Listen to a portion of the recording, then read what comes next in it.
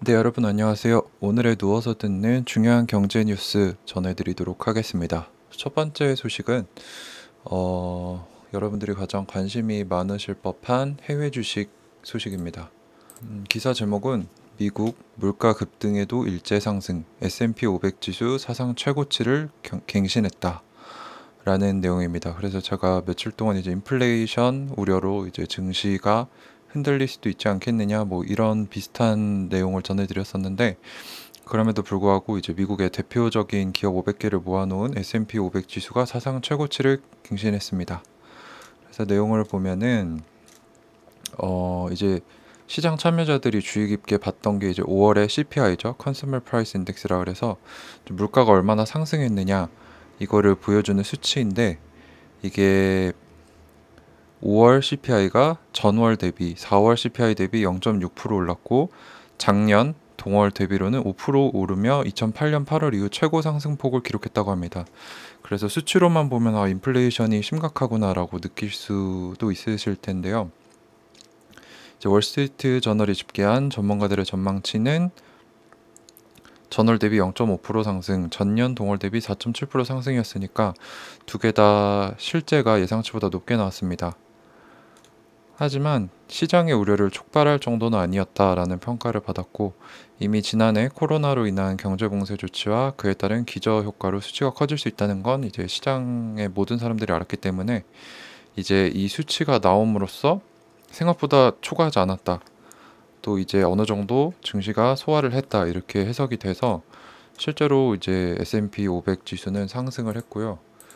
이제 다른 지수들 같은 경우는 제가 빠르게 체크를 해볼 텐데, 네, 모두 상승 마감했네요. 그래서 이제 미국 증시가 인플레 우려에도 불구하고 이제 핵심 수치인 5월 CPI가 이제 발표가 됐는데도 상승 흐름세를 타고 있다. 근데 이제 전문가들은 이번 CPI 발표로 인해서 스토리가 극적으로 바뀌진 않을 것이다. 인플레이션이 수개월 내 잦아들 것이라는 징후가 여전히 있다라고 하면서, 이제 전문가들도 인플레이션이 그렇게 심각하게 증시에 타격을 주지 않을 것이다 이런 얘기를 했고, 제가 운영하는 단톡방에도 공유드린 그 존 리 대표님의 인플레이션이 증시에 어떤 영향을 미치는가에 보면은, 이제 인플레이션보다 이제 겨우 유동성을 공급해서 증시나 이제 경제를 살려놨는데, 여기서 금리를 올려서 돈의 이자율이 올라갈 경우, 또는 인플레로 이제 증시가 떨어지게 냅뒀을 경우, 거기에서 오는 타격, 이제 경제가 완전히 회복된 것이 아니기 때문에 오히려 그 악영향으로 디플레이션이 오거나 경제가 안 좋아지거나 증시가 안 좋아지게 되면은 그게 더 큰 안 좋은 점을 가져올 수 있기 때문에, 미국에서도 이제 증시를 지속적으로 상승세로 보내지 않겠느냐 이런 얘기를 하셨는데, 저도 동의를 합니다. 저는 어차피 10년 이상을 보고 투자를 했기 때문에 각 종목들에, 그래서 뭐 이 일시적인 인플레이션을 크게 보진 않고, 그리고 이제 전문가들 의견도 이제 상승세는 계속 될 것 같다, 인플레이션을 우려할 필요가 없을 것 같다라는 얘기가 네, 그쪽으로 기울어지고 있습니다. 그래서 이제 해외 증시 상승세이다라는 얘기를 드렸고, 두 번째 토픽은 이제 애플, 아마존 쪼개야 할지도, 미국 하원 빅테크 반독점법 내놨다 라고 하는 기사인데, 이제 빅테크 반독점법에 대해서는 얘기가 많이 나왔었는데 이제 좀 구체적으로 나온 것 같아요. 그래서 이제 이제 미국 하원 소속 민주당, 공화당, 초당파 의원, 초당파라고 하면 이제 양당이 다 참여를 했다 이런 소리입니다. 그래서 5개의 반독점법 개정안을 발의했는데, 이 주요 타겟이 이제 우리가 흔히 투자하는 빅테크인 애플, 구글, 페이스북, 아마존 등 4개 기업이라고 합니다.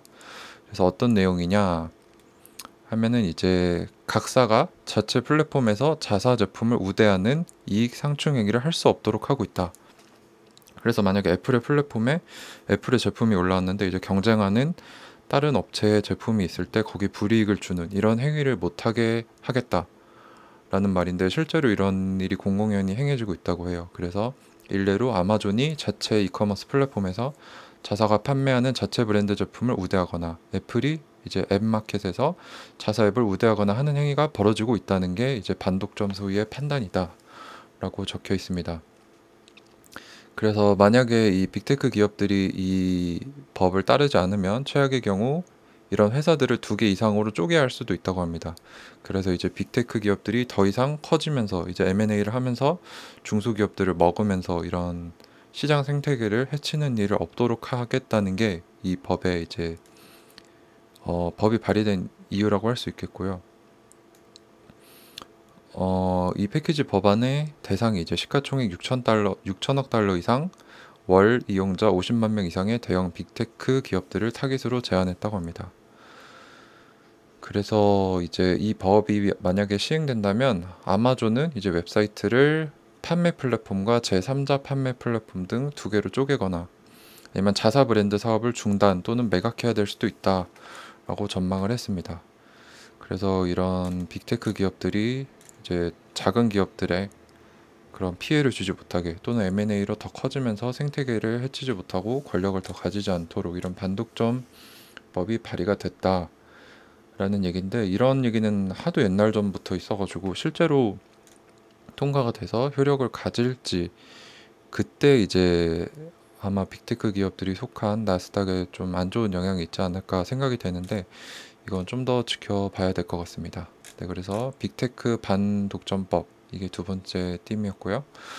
다음은 이제 경제 뉴스인데 좀 신선한 뉴스예요. 그래서 요즘 제가 맥도날드를 자주 가는 편인데 기사 제목이 코리아 주세요. BTS 인기 맥도날드도 감탄했다라는 얘기입니다. 그래서 이제 BTS 관련된 무슨 세트가 나왔는데 이게 인기가 난리라고 하네요. 저는 사실 뭐 맥너겟이랑 그리고 프렌치 프라이랑 뭐 음료수 이 정도로 있어가지고 저는 햄버거를 좋아하기 때문에 저거 굳이 사 먹을 필요가 있나 이런 생각을 했었는데 인기가 글로벌적으로 엄청나다고 합니다. 그래서 맥도날드에서 이제 BTS 세트가 나왔는데 일부 국가에서는 품귀 현상까지 빚고 있다고 합니다. 그리고 맥도날드는 아마 광고료로 BTS 측에 이제 100억 원을 지불했을 것으로 추정된다고 합니다. 그만큼 BTS의 가치가 브랜드가 어마어마하다는 건데, 얼마 전에 뉴스에 올라온 영상을 보니까 인도네시아에서 BTS 인기가 엄청나나 봐요. 그래서 맥도날드 매장에 이제 BTS 세트를 하도 사람들이 많이 주문을 하니까 배달 기사님들이 엄청나게 몰려서 맥도날드에 혼잡을 빚고 있는 영상을 제가 본 적이 있습니다. 그래서 뭐 BTS의 시그니처 컬러가 이제 퍼플, 보라색인가 봐요. 그래서 이제 맥도날드가 유명인들과 협업을 시작한 지 좀 됐는데, 이전에 뭐 마이클 조던, 힙합 가수들 등을 모델로 기용을 했었는데 그때는 미국 내 이게 로컬적으로만 제한을 했었는데, 이번에 처음으로 글로벌적으로 BTS와 협업을 해서 BTS 세트를 냈다고 합니다. 근데 결과는 대박이었죠. 심지어 어떤 일들이 있냐, 아까 말씀드린 그 배달원들이 많이 몰린 것뿐만 아니라 이제 먹고 나서 그 BTS 그 보라색 색깔이 있는 뭐 콜라 통이나 이런 그 맥너겟을 담았던 상자들을 말려서 팔기도 한다고 합니다. 그래서 너겟 박스 뭐 15불 뭐 이렇게 실제로 기름이 묻어 있는데도 이 세트를 말려서 파는 사람도 있다고 하네요. 그래서 참 신기하다라는 생각이 들었습니다. 그래서 이 BTS 덕분에 맥도날드 유튜브가 대박이 났다고 합니다. 그래서 맥도날드 유튜브 구독자가 55만 명, 2주 만에 5만 명의 구독이 늘었다고 하고, BTS 광고 영상을 올렸나 봐요. 그게 조회수가 300만 회가 넘어갔다고 합니다.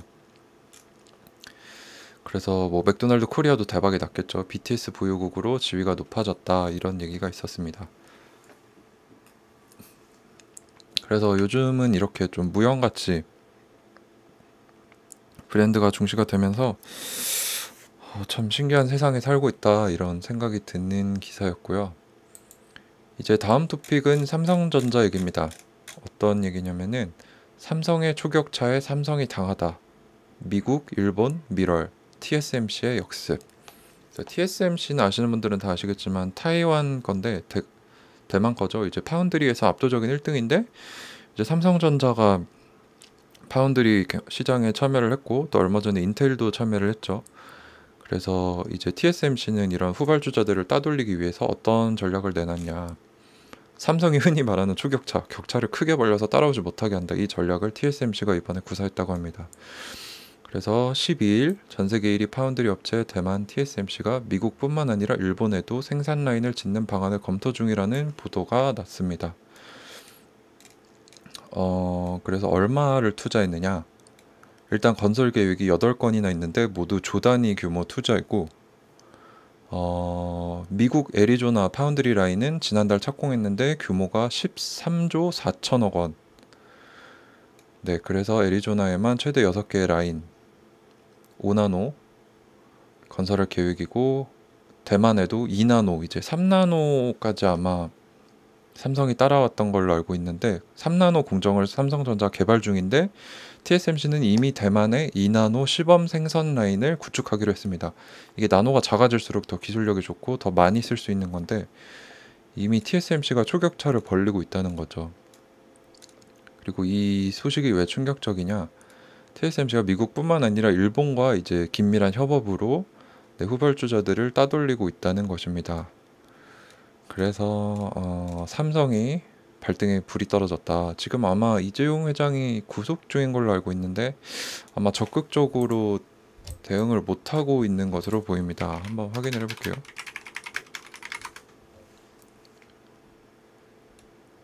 네, 아직 구속되어 있고, 뭐 가석방을 생각할 수 있는 뭐 재판에 출석하고 있다고 하네요. 그래서 아마 삼성 측에서는 답답한 상황이 아닐까. 총수가 지금 감옥에 있기 때문에 뭐 그런 얘기입니다. 그래서 영원한 1등은 없는 것 같습니다. 그래서 이제 아마 삼성이 파운드리에 진출한 이유도 이제 메모리 반도체도 한계가 없기 때문에, 발전의 한계가 없기 때문에 다른 데 지속적으로 눈을 돌리고 있죠. 그래서 뭐 전기차 쪽에도 관심을 보이고 있고 파운드리 시장에도 진출을 하고, 이제 80년대 이건희 회장이 뭐 처자 빼고 모든 걸 다 바꾸자 해가지고 그때 이후로 이제 삼성이 반도체 핵심 역량을 집중하면서 지금의 글로벌 삼성이 됐는데, 이제 경쟁이 치열해지면서 이제 삼성이 1위의 글로벌 대기업에서도 탑10 안에 들죠. 이 지위를 잘 유지할 수 있을까? 영원한 1등은 없다. 또 그런 기업들이 번성하기 위해서는 국가적 차원의, 정부적 차원, 그리고 국민들의 지지가 있어야 되지 않겠느냐라는 생각이 드는 뉴스였습니다. 네, 그래서 오늘은 이렇게 마치도록 하겠습니다. 네, 주말들 잘 보내시고 여기서 마치도록 하겠습니다. 감사합니다.